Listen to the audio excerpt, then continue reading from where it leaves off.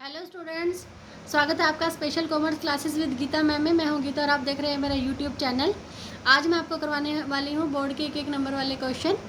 इससे पहले मेरी 4 वीडियोस आ चुकी हैं, अगर आपने वो नहीं देखी हैं तो वो देख लें और वो शेयर करें ज़्यादा से ज़्यादा +2 बोर्ड के बच्चों तक।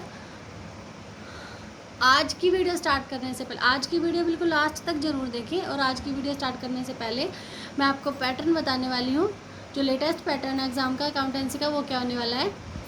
ये पैटर्न जो है मार्च 2020 के लिए आया था, लेकिन वहाँ पे अकाउंट का पेपर था, उसी दिन कैंसिल हो गए थे सारे पेपर, तो अकाउंट का पेपर नहीं हो पाया था। तो 2021 के लिए भी सेम पैटर्न होने वाला है। चलिए देखते हैं पैटर्न क्या होगा। ऐसे टाइप क्वेश्चन है, 3 क्वेश्चन आएंगे। 6 मार्क का 1 क्वेश्चन होगा। 18 मार्क्स हमारे ऐसे टाइप क्वेश्चन के हो गए हैं। शॉर्ट आंसर टाइप क्वेश्चन 4 आएंगे। 4 मार्क का 1 क्वेश्चन होगा। 16 मार्क के हमारे ये शॉर्ट आंसर टाइप आएंगे। वेरी शॉर्ट में 7 क्वेश्चन आएंगे। 2 मार्क का 1 क्वेश्चन होगा और 14 मार्क के हमारे वेरी शॉर्ट हो जाएंगे। और 12 क्वेश्चन है ना, 1 मार्क के होंगे। ये हमारे MCQ हो भी सकते हैं और नहीं भी। 12 मार्क से ये हो जाएंगे। टोटल हमारा पेपर होएगा वो 60 मार्क्स का होएगा। चलिए आज के क्वेश्चन शुरू करते हैं। हमारा पहला क्वेश्चन है HBSC मार्च 2020 के सेट ए का। Right any one difference between partners capital account and current account. ये सारे क्वेश्चंस आपके टीचर करवा चुके हैं वैसे स्कूल के सिलेबस के हिसाब से। आज हम इसकी क्विक रिवीजन करते हैं। आंसर लिखते टाइम जब भी हमें डिफरेंस पूछा जाता है क्वेश्चन के अंदर, तो लाइनें मार के बेसिस ऑफ डिफरेंस लिख के ही हमें डिफरेंस लिखना चाहिए। तो हमारा बेसिस ऑफ डिफरेंस क्या हो जाएगा, कैपिटल अकाउंट और करंट अकाउंट का। व्हेन प्रीपेड कब बनाया जाता है। कैपिटल अकाउंट का आपने बच्चों पढ़ा भी होगा कि कैपिटल अकाउंट कब बनाया जाता है। कैपिटल अकाउंट दोनों ही कंडीशन में बनाया जाता है, चाहे हमारी कैपिटल फ्लक्चुएटिंग हो या फिर हमारी कैपिटल फिक्स हो। फिक्स अगर कैपिटल होती है तो वहाँ 2 अकाउंट बनते हैं, कैपिटल अकाउंट और एक करंट अकाउंट। और जब फ्लक्चुएटिंग हमारी कैपिटल होती है तो एक ही अकाउंट बनता है, कैपिटल अकाउंट। यानी कि कैपिटल अकाउंट दोनों ही कंडीशन में। तो हम क्या लिखेंगे कि फ्लक्चुएटिंग कैपिटल और फिक्स कैपिटल दोनों ही कंडीशन में तैयार किया जाता है। और करंट अकाउंट अभी हमने देखा कि वो सिर्फ और सिर्फ फिक्स कैपिटल की कंडीशन में ही तैयार किया जाता है। Now next question. ये क्वेश्चन है HBSC मार्च 2020 के सेट ए का। अब पार्टनरशिप में से 3 क्वेश्चन आते हैं एक नंबर के, तो वहाँ से एक नंबर वाले क्वेश्चन उठा रखे हैं। एक आधी बार प्रैक्टिकल क्वेश्चन आ जाता है बीच में, न्यू प्रॉफिट शेयरिंग रेशियो निकालो या सैक्रिफाइस रेशियो निकालो या फिर गेनिंग रेशियो निकालो। वो प्रैक्टिकल क्वेश्चंस के लिए वीडियो अलग है, आज मैंने सिर्फ थ्योरेटिकल पोर्शन उठाया। अब सेकंड क्वेश्चन है, what is meant by reconstitution of partnership firm. Reconstitution का मतलब क्या होता है, पुनर्गठन। साझेदारी फर्म का पुनर्गठन कब होता है। पुनर्गठन कब होता है, इसका सिर्फ मीनिंग पूछा गया है। कंडीशंस बहुत सारी होती है, सिर्फ हमें मीनिंग ही बताना है। तो आंसर में हम क्या लिखेंगे कि पार्टनरशिप एक एग्रीमेंट का परिणाम है। ये तो हमने पढ़ा है ना कि जब पार्टनरशिप शुरू होती है तो उनके बीच में एक एग्रीमेंट होता है। एग्रीमेंट यानी कि एक नियम व शर्तें होती हैं जो लिखित में लिख ली जाती है, जो रिटन फॉर्म में होती है, जिसे हमें पार्टनरशिप डीड बोला जाता है। साझेदारी संलेख होता है जो। तो अगर हमारा जो प्रेजेंट एग्रीमेंट है, वर्तमान एग्रीमेंट में चेंजेस से जो हमारा प्रेजेंट एग्रीमेंट है, वर्तमान एग्रीमेंट ख़त्म हो जाता है। यानी कि अगर हमारे वर्तमान एग्रीमेंट में वर्तमान ठहराव में कुछ भी परिवर्तन होता है तो उससे वर्तमान ठहराव ख़त्म हो जाता है और एक नया एग्रीमेंट, नया ठहराव शुरू हो जाता है। इसे ही साझेदारी का पुनर्गठन यानी कि रिकॉन्स्टिट्यूशन ऑफ पार्टनरशिप फर्म कहते हैं। और ये कब कब होता है, रिकॉन्स्टिट्यूशन ऑफ पार्टनरशिप फर्म कब कब होता है, admission of a new partner, retirement of existing partner, death of a partner, या new changing in profit sharing ratio in existing partners. Okay, अब आते हैं थर्ड क्वेश्चन की तरफ। थर्ड क्वेश्चन है हमारा HBSC मार्च 2020 सेट ए का क्वेश्चन की डिफाइन गुडविल। डिफाइन गुडविल में हम गुडविल की डेफिनेशन भी लिख सकते हैं और उसका मीनिंग भी लिख सकते हैं। डेफिनेशन अगर हम लिखते हैं तो डेफिनेशन के बारे में पता होगा सभी बच्चों को कि जो जिस भी राइटर के अकॉर्डिंग है वो हमें वर्ड टू वर्ड लिखनी होती है। हम अपनी तरफ से उसमें कोई भी वर्ड ना ऐड कर सकते, ना ही लेस कर सकते। तो हमने यहाँ पे एक डेफिनेशन उठाई है लॉर्ड लिंडले के अनुसार। बहुत ही इंपॉर्टेंट डेफिनेशन और बहुत ही छोटी सी आसान सी याद होने वाली डेफिनेशन है कि जो ख्याति है वो संबंधों और प्रसिद्धि से होने वाला लाभ है। यानी कि एक फर्म की गुडविल जितनी ज़्यादा होगी वो उतना ही ज़्यादा प्रॉफिट अर्न करेगी। मीनिंग में हम क्या लिखेंगे कि ख्याति से आशय, गुडविल से आशय क्या है, फर्म द्वारा अर्जित की गई प्रसिद्धि से है। यानी कि फर्म के द्वारा जो भी नाम कमाया गया है उससे है जो स्वामियों की मेहनत और ईमानदारी के फलस्वरूप अर्जित की जाती है, कि स्वामियों की मेहनत और ईमानदारी के फलस्वरूप अर्जित की जाती है और इसका जो प्रॉफिट है वो कई साल तक फर्म को मिलता है। जैसे कि एक फर्म जब अपने ग्राहकों को अच्छी सुविधाएं देती है तो ऐसे ग्राहक जो संतुष्ट होते हैं, जो सेटिस्फाइड होते हैं, बार बार आते हैं, बार बार खरीदने आते हैं, और बार बार जब खरीदने आएंगे तो फर्म की बिक्री बढ़ेगी, बिक्री बढ़ेगी तो लाभ बढ़ेगा। जैसे रोहतक में गुलाब रेवड़ी वाला है, नाम ही उसका इतना मतलब काफ़ी है कि लोग सिर्फ नाम सुन के ही उसका ब्रांड जो परचेज़ कर लेते हैं। और बीकानेर वाला है, लुधियाना वाला है, जैसे गोहाना में नाथुराम जलेबी वाला है।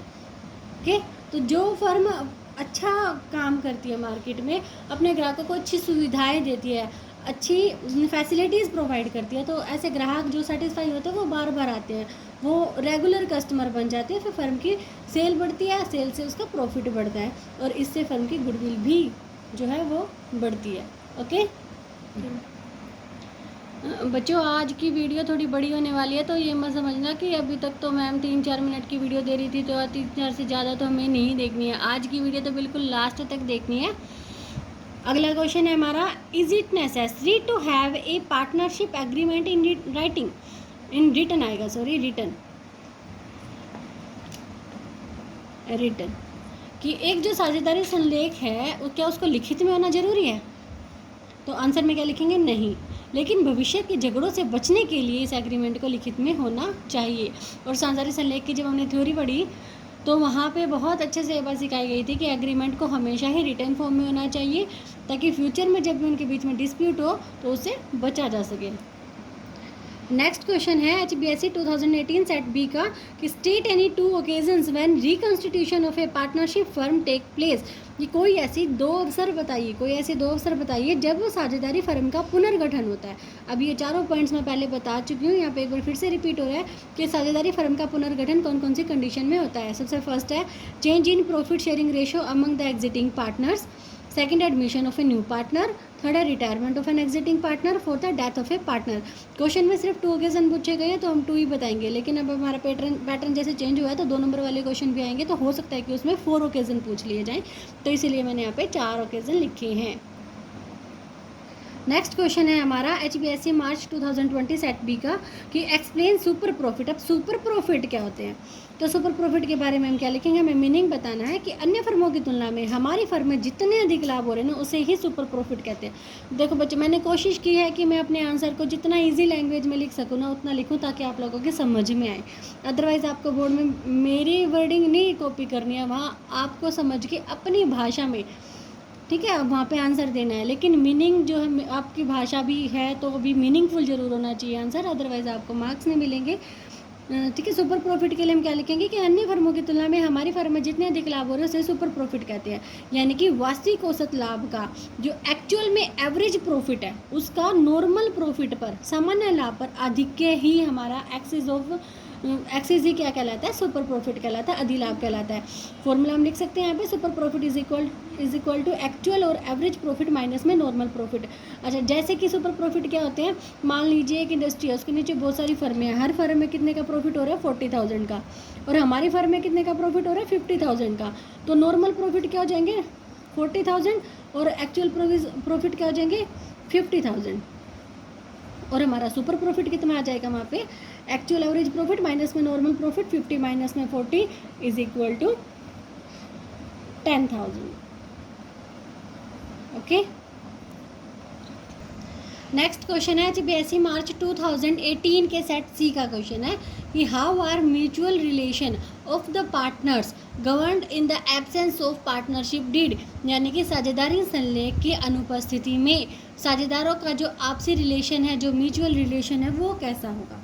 तो इसके आंसर में हम क्या लिखेंगे कि in the absence of partnership deed they treat as equal partners. यानी कि साझेदारी संलेख की अनुपस्थिति में उन्हें समान साझेदार माना जाएगा।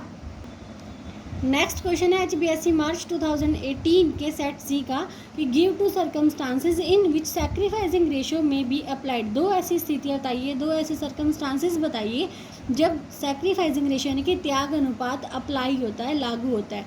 तो फर्स्ट कंडीशन हमारी क्या हो जाएगी? वर्तमान साझेदारों के लाभ विभाजन अनुपात में परिवर्तन के समय, यानी कि change in profit sharing ratio among the existing partners और सेकंड है नए साझेदार के प्रवेश के समय, admission of a new partner.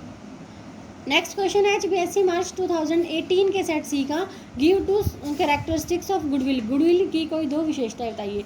ऐसे तो हमारे बुक में बहुत सारी दे रखी है, तो दो हमने आसान से उठाई है कि नंबर फर्स्ट, ये एक अदृश्य संपत्ति है, इंटेंजिबल एसेट है। इंटेंजिबल का मतलब क्या होता है कि इसे ना देखा जा सकता है ना छुआ जा सकता है, लेकिन इसका वैल्यूएशन होता है, इनकी मूल्यांकन कब होता है। एक हमारी गुडविल जो है वो कब हमारी मूल्यांकित की जाती है, ये होती है जब संपूर्ण व्यवसाय बिक रहा हो।